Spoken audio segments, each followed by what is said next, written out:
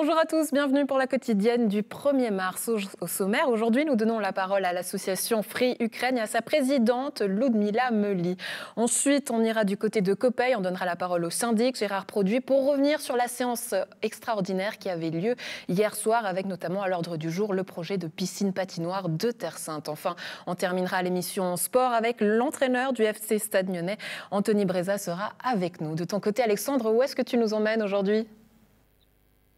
Salut Andrea, je suis à Nyon, je suis au bord du lac, tu vas voir, près du musée du Léman. Et bien, je me trouve devant un chalet. Et tu me diras, mais pourquoi un chalet? Eh bien, ça va te plaire, parce que je sais que tu adores lire, tu adores la littérature. Eh bien, dans ce chalet, ici à Nyon, on va rentrer gentiment, eh bien, se trouvent Christine et Dominique, deux amoureuses de littérature, de livres et de culture, qui ont créé une nouvelle association. Ça s'appelle Etc. Et puis, ce sera des ateliers d'écriture, des ateliers littéraires. Voilà, ici, mesdames, elles sont derrière moi et on ira à leur rencontre tout à l'heure. Tout à l'heure, Alexandre, merci beaucoup. Associations et communes du district se mobilisent dans la région pour apporter une aide humanitaire aux Ukrainiens. À Nyon notamment, la ville met ses locaux à disposition de l'association La Caravane Sans Frontières pour une collecte de biens de première nécessité organisée par des habitants du district. Un point de collecte se tiendra dès ce mardi et jusqu'à vendredi 4 mars de 9h à 19h dans le bâtiment de la rue du Collège 33. De son côté, l'association Free Ukraine, créée en 2014 à Nyon, souhaite également apporter son soutien et une contribution. Nous recevons aujourd'hui la présidente de l'association Ludmila. Bonjour. Merci beaucoup d'être avec nous. Alors avant de parler de votre association et de vos démarches, un mot sur la situation déjà. Comment est-ce que vous la vivez ? Alors la situation, elle est dramatique. Ce qui se passe en Ukraine, on peut le voir tous les jours. C'est vraiment le sujet qu'on traite chaque jour. En fait, il suffit d'ouvrir n'importe quel journal, allumer la télé. On voit que c'est une catastrophe humanitaire, je peux le dire. Et moi, personnellement, je suis touchée parce que je suis née à Kiev. Je suis en Suisse depuis 25 ans, mais je reste extrêmement proche de ce pays, de cette ville. Et ça me rend physiquement malade, en fait, de voir ce qui se passe actuellement, en ce moment présent, en fait, en Ukraine, à Kiev, enfin partout dans le pays. Ouais, vous avez des échanges notamment avec l'Ukraine, puisque votre famille est là-bas. Qu'est-ce que vous vous dites dans ces moments-là ? C'est surtout le soutien parce qu'on se sent impuissant et c'est quelque chose aussi qui nous fait extrêmement mal parce qu'on a envie d'aider, on a envie de proposer de l'aide concrète, de sortir ces gens des abris, mais on n'y peut rien en fait. Donc ils restent bloqués et la seule chose qu'on peut dire c'est voilà, tenez bon, nous sommes là, nous sommes tous réunis, on va se mobiliser, on va faire tout notre possible pour vous aider. Oui, alors le week-end dernier, vous étiez allé manifester sur la place des Nations Unies, notamment à Genève. Quel était votre message ? Mon message, c'était tout d'abord remercier les gens parce que j'ai vu à quel point ça touchait en fait la communauté suisse, la communauté européenne, voire même mondiale. Parce que quand je vois que les gens ils se ressemblent en fait sur la place, qu'il y a des drapeaux de tous les pays, que ce soit la Pologne, que ce soit l'Allemagne, la France, enfin ça me touche énormément. Et puis bien sûr le sentiment de tristesse immense parce que, comme je dis, cette impuissance pour l'instant, parce que l'Ukraine, elle est quelque part, l'armée ukrainienne, elle est seule face à son agresseur. Et c'est pour cela que c'est extrêmement important de se montrer soudé, solidaire dans la défense contre l'agression russe. Oui, mais aujourd'hui, vous dites que vous ressentez cette solidarité, mais par rapport à ce sentiment de solitude, c'est vrai que l'association existe depuis 2014 déjà, elle s'appelle Free Ukraine. Est-ce que ce sentiment de solitude, d'injustice, vous le ressentiez déjà? Parce que finalement, on a l'impression que rien n'a changé pour vous. Alors c'est vrai qu'en 2014, on a fait beaucoup d'efforts justement pour attirer l'attention des gens. L'association, au départ, on n'était pas très nombreux. J'étais la première personne en fait, qui a fondé la fondation. On a commencé à grandir, mais petit à petit, on a vu que voilà, les gens venaient vers nous. Il y avait de la curiosité, il y avait aussi l'empathie. Et puis maintenant, quand on constate ce conflit et puis les difficultés que les Ukrainiens ils ont là-bas, voilà, les gens ils commencent à se réunir, à se mobiliser pour nous, pour l'Ukraine, et ça touche énormément, oui. Ouais, aujourd'hui, qu'est-ce que l'association peut faire et comment est-ce qu'on peut lui venir en aide ? Alors, premièrement, bien sûr, c'est les donations parce qu'ainsi, on peut financer les projets particuliers et puis répondre aux besoins particuliers. Et puis, on voit que les gens, les Ukrainiens, ils ont commencé à traverser les frontières, donc on recherche activement les familles d'accueil. Bien sûr, si, voilà, je dis à tout le monde, si vous avez la possibilité d'accueillir, il ne reste qu'une personne, ce sera une personne sauvée. En sachant que d'abord, c'est surtout les femmes et les enfants qui quittent le pays, les hommes, ils restent là-bas pour défendre. Donc, voilà, si on peut aider ces familles, ces femmes et enfants, les héberger, que ce soit pour quelques jours, quelques semaines, c'est déjà une grande, grande aide. Ouais, aujourd'hui, vous avez été passablement sollicité, pas qu'aujourd'hui, pardon, depuis plusieurs jours. Oui. Qu'est-ce qui est demandé ? Les gens, ils proposent de l'aide humanitaire, donc que ce soit de la nourriture, que ce soit des habits. Après, c'est une question de stockage parce qu'on se retrouve avec des volumes extrêmement importants. Et puis voilà, comment on va stocker ça, comment on va trier et puis comment on va transporter. Donc c'est pour ça aussi, je fais un appel. Si vous avez la possibilité de transporter, si vous pouvez nous aider avec le transport, le stockage et puis même donner un coup de main dans cette logistique organisation, ce serait extrêmement précieux. Oui, à l'inverse, est-ce que j'imagine que vous avez aussi des messages des familles ukrainiennes, peut-être même russes. Qu'est-ce qu'elles vous disent ?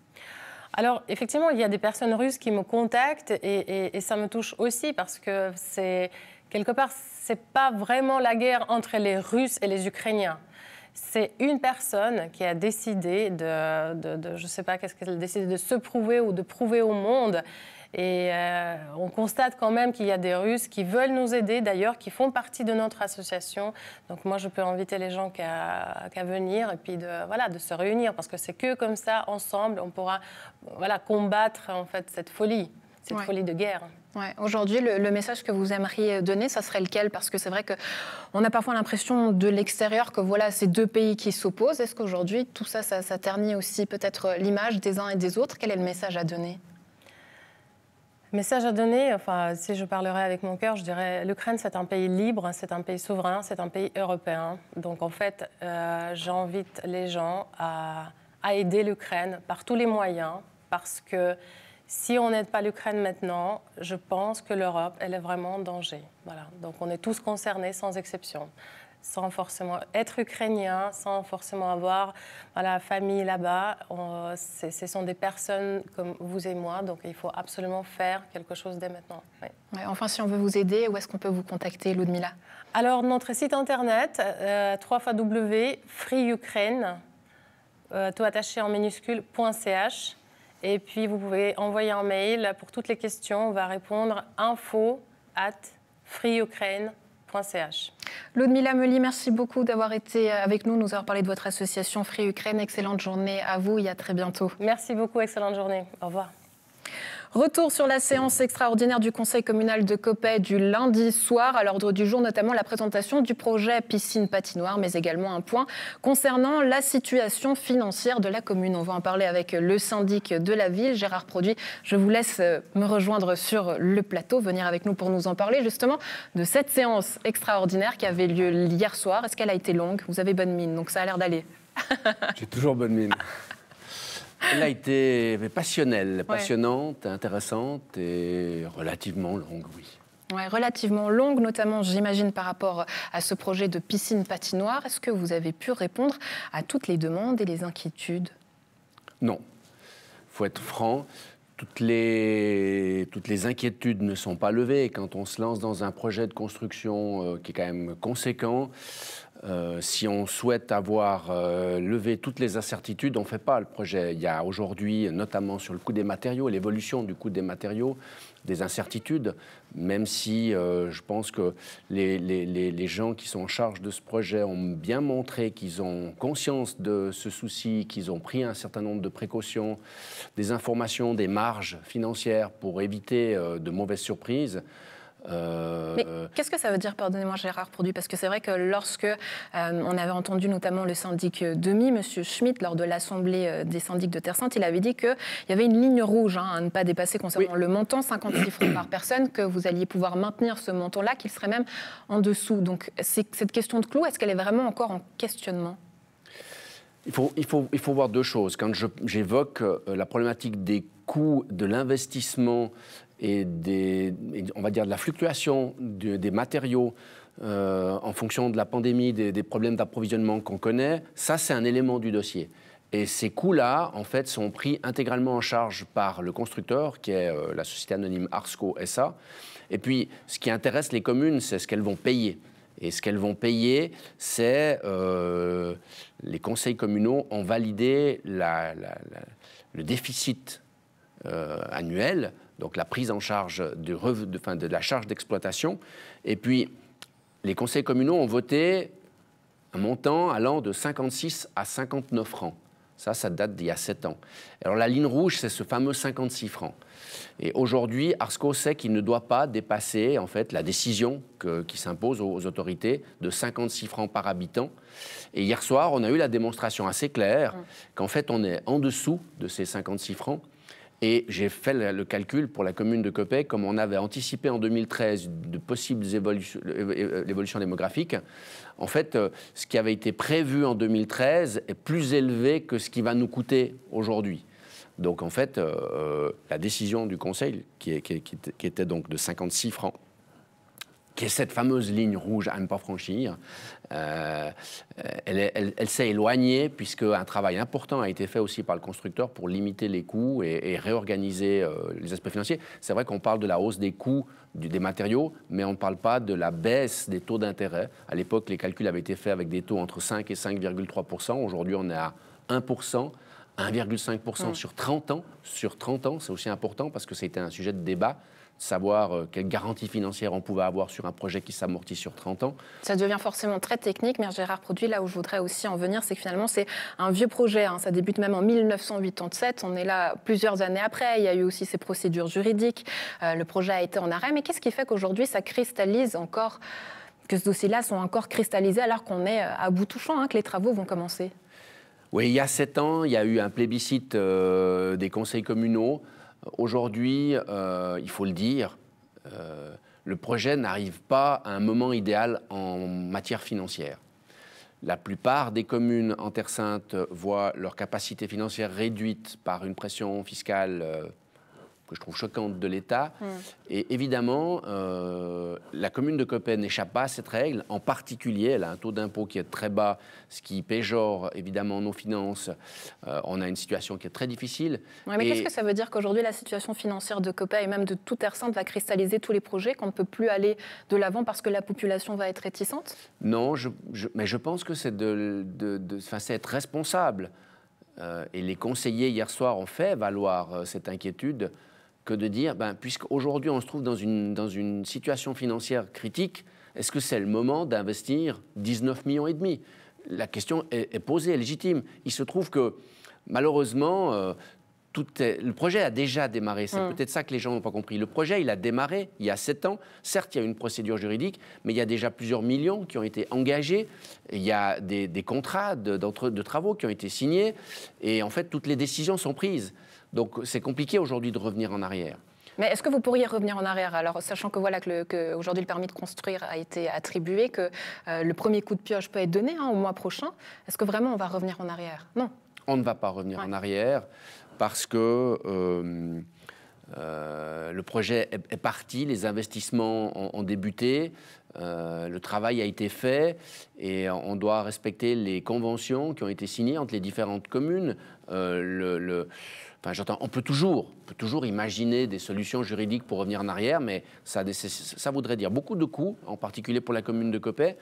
On voit le projet, pardonnez-moi, à l'image derrière vous. C'est vrai que ce projet de piscine patinoire a été très bien présenté dans les détails. C'est vrai qu'aujourd'hui, ce qui est demandé notamment, c'est d'avoir plus d'accès aux salles de gymnastique. Est-ce qu'on pourrait imaginer qu'on intègre ce besoin-là dans ce projet? Il y a une salle... on va utiliser évidemment les 2 bassins de natation comme salle de sport, que ce soit pour les écoles, mais aussi évidemment pour la population. Il y a la patinoire couverte qui est fermée maintenant, qui va donc être utilisée comme patinoire l'hiver, qui va aussi être utilisée comme infrastructure par les écoles. Et puis l'été, ou la partie estivale, puisqu'en fait la structure se démonte, ça sera l'équivalent d'une salle. Ce n'est pas une salle de sport, il faut être clair. Les obligations en matière de salle de sport subsistent. Mais j'ai envie de dire à ceux qui mettent en avant le fait qu'on ne se met pas en légalité et on construit quelque chose qui ne va pas dans le sens de la loi. Ça fait 30 ans que Coppet doit construire une salle de gym, on ne l'a pas fait, les élèves ont eu quand même du sport. Là, nous construisons des infrastructures sportives, ce que j'ai dit hier soir. Pour les jeunes qui vont les utiliser, qu'elles soient officielles ou pas, peu importe. Ils vont utiliser, faire du sport et c'est ça qui est important. Enfin, un mot par rapport, pour revenir justement au reste de l'ordre du jour de cette séance extraordinaire. On a abordé notamment la question financière qui pourrait aujourd'hui cristalliser certains projets, notamment à Coppet, mais pas que à Terre Sainte. Est-ce que justement, aujourd'hui, du fait d'entendre les communes de Terre Sainte, les unes les autres se plaindre voilà, de cette situation financière, ça pourrait mettre à mal aussi l'image de notre région ? Je pense qu'il faut faire... c'est bien d'avoir des projets fédérateurs. Je pense que la population, elle attend ce projet de piscine patinoire. Les jeunes attendent cette infrastructure et de ne rien faire. Je pense que là, effectivement, en termes d'image, ce serait dommageable. On est dans une ère où on a des droits, peu de devoirs, on veut des biens, pas trop les payer. La réalité, c'est que nous, comme autorité, on a envie de proposer des choses qui font rêver, des choses qui sont utiles, qui répondent à un besoin. Et je pense que ce projet, s'il ne se faisait pas, serait beaucoup plus dommageable. Le fait qu'on puisse proposer ce genre d'infrastructure à l'ensemble de la population de Terre Sainte, mais aussi à des sociétés de sport en dehors, puisqu'on sait qu'on va être sollicité par certains clubs de natation qui cherchent des lignes pour les entraînements. Des clubs de hockey aussi qui disent que sans cette patinoire, aujourd'hui, ils seraient mis en danger. Enfin, un mot, Gérard Produit, puisqu'on arrive au terme de cette interview. Une séance publique avait été annoncée et prévue pour le 22 mars. Est-ce qu'elle est maintenue? Rappelez-moi, où est-ce qu'elle aura lieu?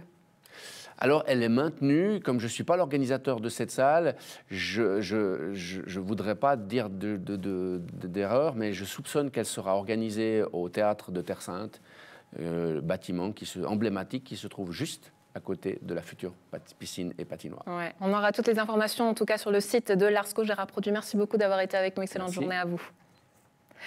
Alexandre, on retourne à la littérature et au livre avec toi. Alors, présente-nous ce nouveau lieu à Nyon. Eh ben, j'y suis presque à cet atelier littéraire. On s'y croirait. En tout cas, je suis en compagnie de Christine Grenard, qui est écrivaine et qui nous accueille chez elle. Merci beaucoup. C'est ici que se passera donc les ateliers d'écriture d'Etc., qui est cette nouvelle association créée par Christine et par Dominique Blanc, aussi passionné, bien entendu, de littérature et qui a travaillé dans le milieu de l'art aussi de nombreuses années. Alors, cette association s'est créée en janvier, c'est tout neuf. Qu'est-ce qu'on va y faire? Alors, on va essayer de rassembler les gens autour de thèmes culturels, l'écriture, bien sûr. On va faire des ateliers d'écriture, mais pas que. C'est pour ça qu'en fait, cette association s'appelle Etc. C'est l'écriture, la littérature, mais plein d'autres choses. Aussi, on va faire des ateliers de carnet créatif. On va organiser des petites expositions avec des artistes qu'on connaît et qu'on connaît moins bien, qu'on va intégrer petit à petit au fur et à mesure de nos activités. Un espace de rencontre, voilà, ici, chez vous, Christine, de se rencontrer entre passionnés de culture, d'art et de littérature. Comment ça s'est fait, cette association? C'était quoi l'envie qu'il y avait derrière ça? Parce que donc moi je suis écrivain aux Pays-Bas et depuis que je suis ici, je me sentais inspirée par le chalet, par le lac, les Alpes, le Jura. Vous vous sentez bien à Nyon, c'est ça que vous dites? Oui. Donc et c'est pour ça que je voulais apprendre à écrire en français et j'ai pas réussi à trouver quelque chose à Nyon.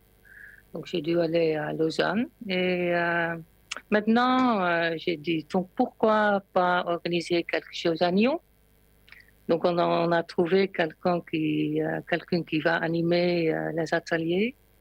C'est une dame de Gland, Héloïse Pocry.